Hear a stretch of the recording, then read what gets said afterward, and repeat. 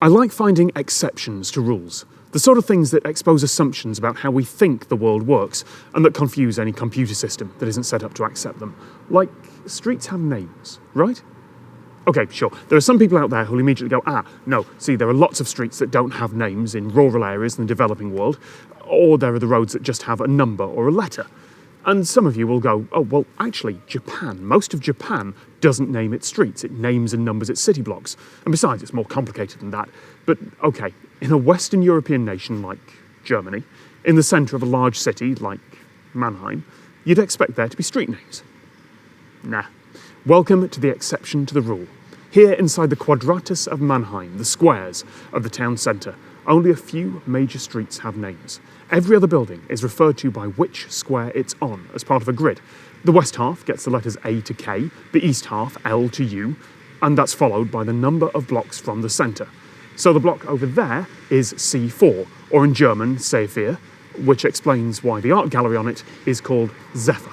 Given the German reputation for humour, that's a pretty good multilingual pun.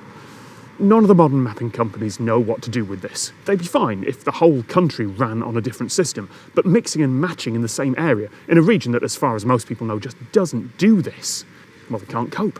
Google and Microsoft get confused and give each road multiple names. Apple insists that each road has just one name, and they're entirely wrong, although it's Apple Maps, so, you know. OpenStreetMap, which is community-led, recognises full addresses, but not the individual blocks, although presumably that'll be fixed within a few hours of this video being uploaded. This isn't some modern invention, either. This isn't something brought on by future-looking city planners rebuilding after the Second World War, or 80s planners getting ahead of themselves. While the numbering patterns have changed over the years, this bit of Mannheim has had some form of block numbering for a long, long time.